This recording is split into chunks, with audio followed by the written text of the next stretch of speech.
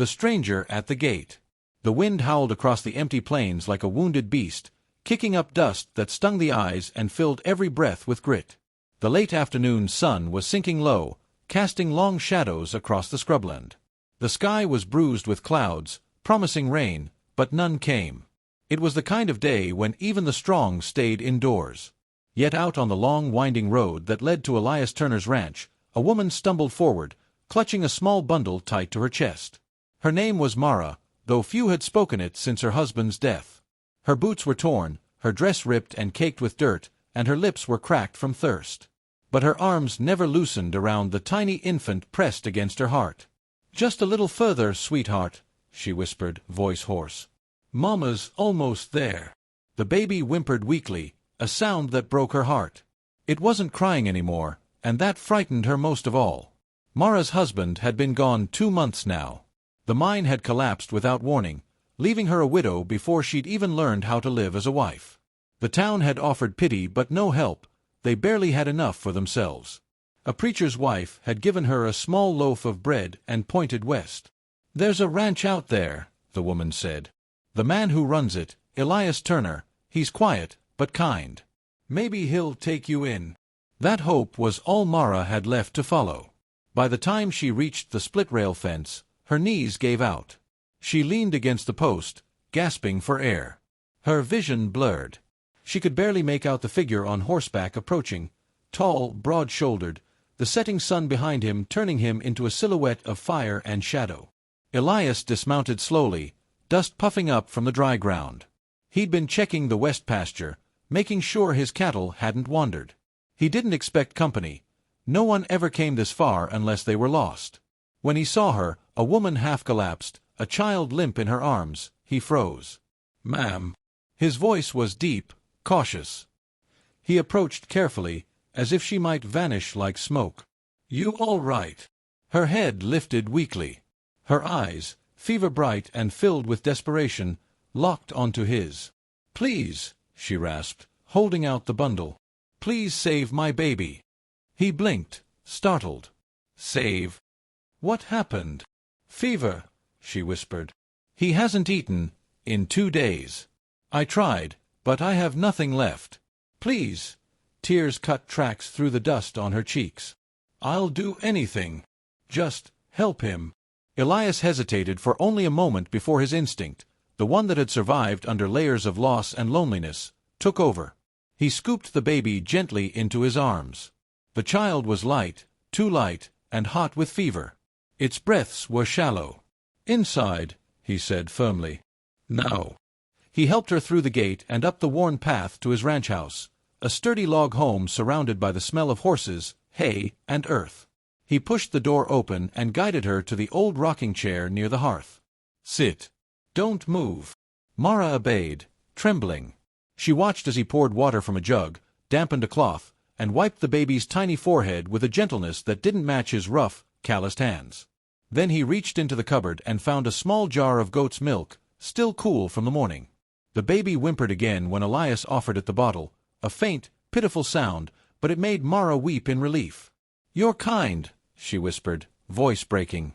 "I thought maybe you'd send me away." Elias didn't answer right away. His eyes lingered on the child, then shifted to her, a woman too young to look that broken, too proud to beg and yet doing it anyway. "Storm's coming," he said gruffly. "You'll stay the night." Mara nodded, tears still falling. "I'll work for it. I can cook, clean, anything you—" "Rest," he interrupted. "We'll talk after." She wanted to argue, but exhaustion swallowed her words. Within minutes, she was asleep in the chair, her arms still half-curled as if cradling the child. Elias stood there a long moment, staring at the fire. The baby stirred in the cradle beside her, breathing steadier now. He told himself it was only for the night. Hours later, rain finally came, drumming against the roof. Elias sat at the table, oil lamp flickering beside a plate of untouched food. His mind wandered, to the woman sleeping by the hearth, to the child who had clung to life with stubborn courage, and to the empty bed down the hall where his own wife had once slept. She'd been gone 4 years. Fever had taken her too, and with her went every smile he'd ever had. Since then, silence had been his only companion. Now that silence was broken, by the soft sound of a woman breathing, by the tiny sighs of an infant. And somehow, that sound didn't hurt the way he expected it to. When morning came, Mara woke to the smell of coffee and sunlight streaming through the window. The baby was sleeping peacefully beside her, its cheeks no longer pale. For a moment, she didn't remember where she was. Then she saw Elias by the stove, frying eggs. He glanced over. "Your little one's strong. He'll make it." Her hand flew to her mouth. "Oh, thank God." "You should eat," he said simply, sliding a plate toward her. "You'll need your strength." Mara hesitated. "I don't want to take what's yours. I can work." He turned, his expression unreadable but not unkind. "You already did what matters." She frowned, confused. "What do you mean?" Elias nodded toward the cradle. "You brought him here alive." Her eyes filled again. "I didn't think we'd make it." He sat across from her. For a long time, neither spoke. The only sound was the quiet clinking of forks and the occasional soft sigh from the child. Finally, Elias said, "You got anywhere to go?" She shook her head. "No. The town's full of hungry mouths. No one can spare food or work for a woman with a baby. I just kept walking." He studied her, the trembling hands, the threadbare dress, the quiet courage beneath all that weariness. Something inside him, something buried, stirred. After a moment, he said quietly, "Then stay." Mara's head snapped up. "What?" He leaned back, arms crossed. "You said you'd work. I've got chores enough for 2 men. You help out, earn your keep. The child can stay safe here." She opened her mouth to speak, then stopped, as if afraid to believe it. You mean it?" He nodded once. "Wouldn't say it otherwise." Tears welled again, but this time they were soft, not desperate. She reached out and touched the rough wood of the table between them, grounding herself in the moment. "Thank you, Mr. Turner." "Elias," he corrected. "If you're staying here, no need for formality." She smiled faintly, the first real smile in a long time. "Then thank you, Elias." He stood and began gathering his tools for the day. Before stepping out, he looked back at her, at the baby now sleeping peacefully in the cradle. "Storm's past," he said. "You rest today. Tomorrow, we'll see what kind of work you can do." When the door closed behind him, Mara sat still, heart full and strange. She looked at her child, alive, breathing, safe, and whispered, "We found home, didn't we?" Outside, the sun rose over the wide plains, turning the sky gold. Inside, for the first time in years, Elias Turner felt the quiet of his ranch change. No longer the silence of loss, but the peace of something new beginning. A home between hearts. The next morning dawned bright and clean after the storm, the air smelling of wet earth and wild sage. Dew sparkled on the grass like glass beads. From the barn came the gentle sound of horses shifting in their stalls, waiting for feed. The land seemed to breathe again, as if the rain had washed away more than just dust. Mara stood on the porch, holding her baby close as the wind tugged at her hair. The baby cooed, cheeks flushed with life, and she pressed a kiss to his forehead. He was safe, stronger already. Her heart swelled with quiet gratitude. Down by the corral, Elias Turner was already at work, his shirt sleeves rolled up, strong arms lifting hay bales with ease. His movements were steady, deliberate, as though each task kept time with the rhythm of the land itself. Mara hesitated before stepping down from the porch. She wasn't sure if he'd truly meant what he said, "Then stay." Maybe it had been pity or the impulse of a kind man. But she had to prove she wasn't just another burden. "Morning," she said softly as she approached. Elias turned, a faint nod his only greeting. "You sleep all right?" "Better than I have in weeks," she said honestly. "Thank you. And for him, too." He gave another small nod. "Baby looks stronger. He's still weak, but he's fighting." "That's what matters," Elias said, tossing another pitchfork of hay into the trough. "Fight's what keeps you alive out here." She watched him work for a while, then offered quietly, "I can help. You said you needed a hand." He paused, studying her, her thin frame, tired eyes, but steady posture. She wasn't the kind to break easily. "You sure?" "I've been working since I was 12, she said. "Field work, housework, whatever needs doing." He nodded toward the barn. "Feed stacked by the stalls. You can help with the goats and chickens. And there's a pot of coffee on the stove for later." Mara smiled faintly. "I'll manage." And she did. By noon, the smell of clean hay filled the barn, and the chickens clucked happily after their meal. The baby slept soundly in a sling tied against her chest while she worked. Every so often, she'd glance toward Elias outside, fixing a fence or leading a horse to water. He barely spoke, but there was something comforting about his silence. It wasn't cold, it was steady, like the heartbeat of the ranch itself. When she brought him water, their hands brushed, rough skin against soft. She looked up quickly, embarrassed, but he only said, "Thank you," and went back to work. Still, her pulse didn't calm for a while after. That evening, as the sky bled into gold and violet, Mara stood by the fire stirring a pot of stew. The smell of meat and herbs filled the cabin, and for the first time in months, it felt like a home, not a place she was passing through, but one she could stay in. Elias came in just as she was setting the table. He paused in the doorway, taking in the sight, the tidy room, the sleeping baby in a cradle by the fire, and Mara humming softly as she ladled the stew. "I didn't ask you to cook," he said, voice low. "I know," she replied with a shy smile. "But you've done enough. Let me do something back." He took off his hat and sat down. "Smells good." They ate quietly for a while. The crackle of the fire filled the silence between them, but it wasn't an uncomfortable silence anymore. It felt gentle. After a while, Mara asked, "You live out here all alone?" Elias's jaw tightened slightly. 4 years now." "I'm sorry," she said softly. "Your wife." He nodded once, staring into his bowl. "Fever took her. Same year the river dried up." She hesitated. "That must have been hard." He looked up then, his eyes shadowed but calm. "You lose enough, you stop counting." Mara lowered her gaze, her fingers tracing the rim of her cup. "I thought the same. But then I had him. My husband's gone, but the baby's what kept me walking." Something flickered in Elias's expression. Recognition, maybe. "That kind of love's rare," he said quietly. Mara smiled faintly. "I think it's the only kind worth having." He didn't answer, but his gaze lingered a moment too long before he looked away. The days turned into weeks. Mara became part of the rhythm of the ranch. She milked goats before sunrise, washed clothes by the stream, and mended old shirts with careful stitches. Elias, though still quiet, began to soften in small ways. A second cup of coffee poured for her without asking, an extra blanket left by her chair, a gentle check on the baby when she was outside. Sometimes she caught him watching her with that unreadable look, half guarded, half curious, and it made her heart stir in ways she didn't understand.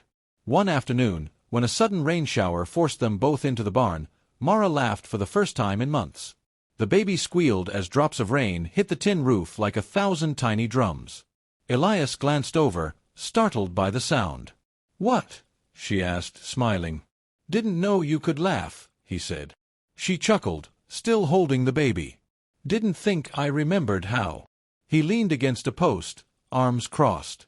"Looks good on you." The words slipped out before he could stop them. Mara's cheeks flushed, but she didn't look away. For a moment, the storm outside was just a hum, the air between them charged with something warmer, deeper. Then Elias looked away first, clearing his throat. "You'd best get the little one inside before the chill sets in."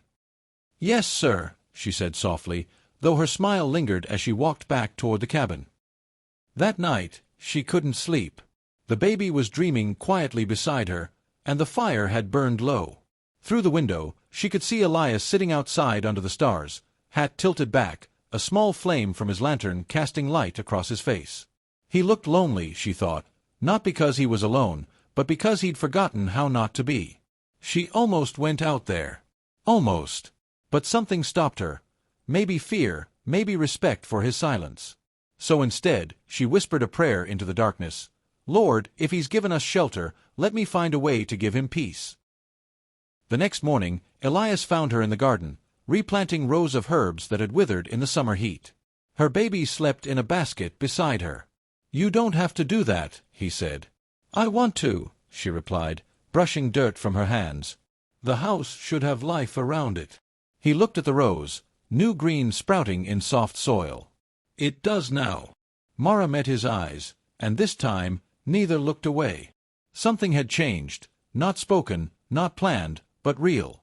It was in the quiet kindness between them, in the way he carried the baby without hesitation, or how she made sure his coffee never ran cold. They were still two broken souls, but somehow, together, they felt less broken. That evening, as the sky turned to silver and the crickets began to sing, Elias stood at the door, watching Mara rock her baby by the fire. She was humming again, that same soft tune he'd come to expect at dusk. The baby drifted to sleep, and she looked up, catching him watching her. "What is it?" she asked. He hesitated, then said quietly, "I never thought I'd hear laughter or singing in this house again." She smiled, eyes glimmering in the firelight. "Then maybe it needed both of us to bring it back."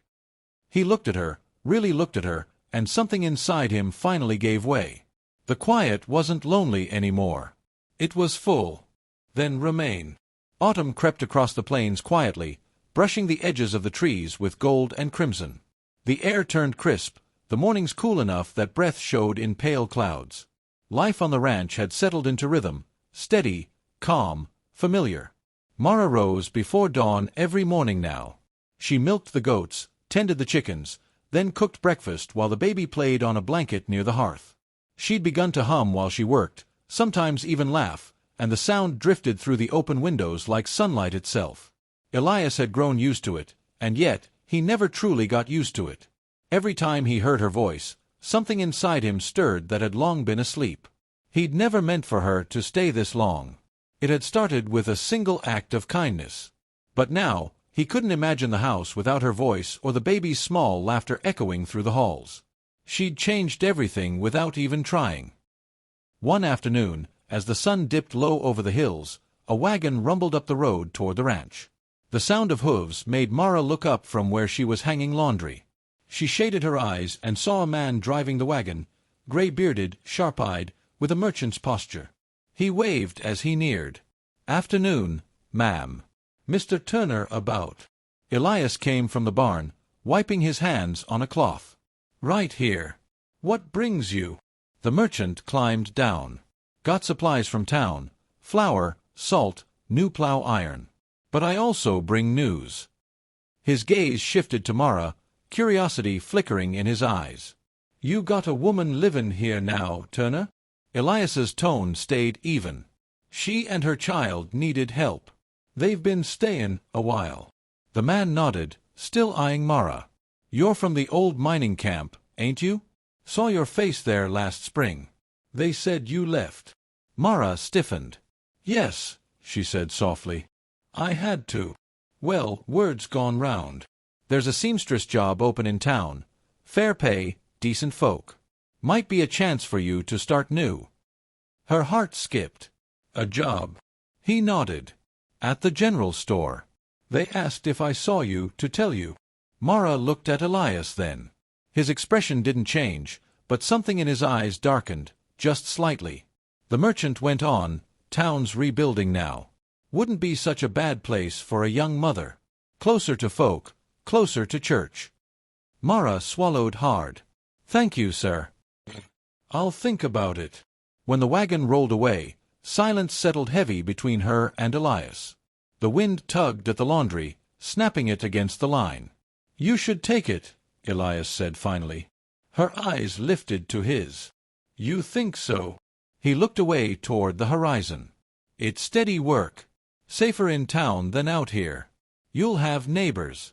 Friends." "And you?" she asked softly. He hesitated, then said gruffly, "I've been alone before." Something in her chest ached at the way he said it. "You don't have to be again." He turned toward her, jaw tight. "Mara, don't make this harder than it is. You came here needing help. I gave it. Now you can stand on your own 2 feet again. That's a good thing." She nodded, biting her lip to keep from crying. "Maybe. But I thought, maybe we were building something here. Elias froze, eyes softening. You and that boy. This place is alive again because of you. Then why send us away? He took a slow breath. Because if you stay, I won't let you go again. And you deserve the choice, not a life bound to a man out of gratitude. Her throat tightened. It's not gratitude, Elias. But he'd already turned back toward the barn. We'll talk in the morning. That night, Mara couldn't sleep. The baby dreamed peacefully beside her, but her heart was restless. She thought of the town, the store, a life filled with noise and strangers, and then she thought of this quiet home, of Elias's steady voice, of the way his eyes softened every time he looked at her child.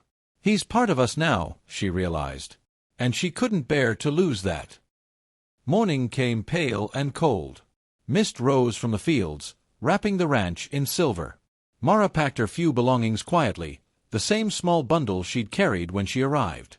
Her baby gurgled happily as if unaware that everything was about to change. Elias was outside, mending a fence when she stepped out with the bundle slung over her shoulder. He turned at the sound of her footsteps. His eyes fell on the bag, then on her face. You're going. She nodded slowly. There's sense in it. The job, the safety.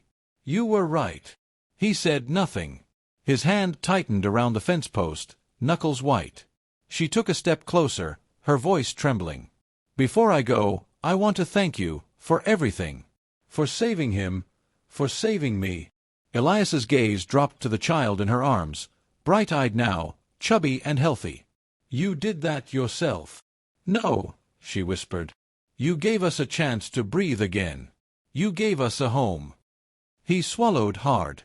Then take it with you. She shook her head. A home isn't wood and walls, Elias. It's where someone waits for you. For a moment, neither spoke. The wind rustled through the dry grass, carrying the smell of pine and distant rain. Finally, she turned to leave, her heart breaking with every step toward the road. And then, Mara. The sound of her name stopped her cold. She turned. Elias stood there, eyes burning, his voice low but steady. You came to me begging me to save your child. He took a step forward. And I did. But somewhere along the way, you saved me too. Her eyes blurred with tears. He kept walking until he stood just a few feet away. You think I ain't thought about it every night? You, here, laughing by the fire. That boy crawling across my floor. You belong here. Both of you. Her lips trembled. Then say it. Say what you mean. Elias's chest rose and fell once. Then he said, voice rough but sure. Then remain. The same words he'd spoken the day they met, but this time they meant something deeper. Mara's tears spilled freely now. She stepped forward, the baby between them, and he reached out, his calloused hand brushing the child's cheek before finding hers. I don't have much to offer, Elias said quietly. Just this land, this house, and a heart that hasn't known peace since I lost her. Until you. Mara's answer came in a whisper. You already gave us more than I ever dreamed of. He hesitated, then bent, pressing a gentle kiss to her forehead. The baby gurgled between them, as if blessing the moment. The rising sun broke through the mist, spilling golden light across the fields. The house behind them glowed warm in the morning light, no longer lonely, no longer silent. Elias reached out and wrapped his arm around Mara, steady and certain. Come inside, he murmured. We've got chores to do. She laughed through her tears, leaning into him. Rancher. I suppose we do. And together they walked back toward the cabin, 3 hearts, 1 home. The door closed behind them, and the plains fell quiet again. But this time, it wasn't the silence of emptiness. It was the sound of peace.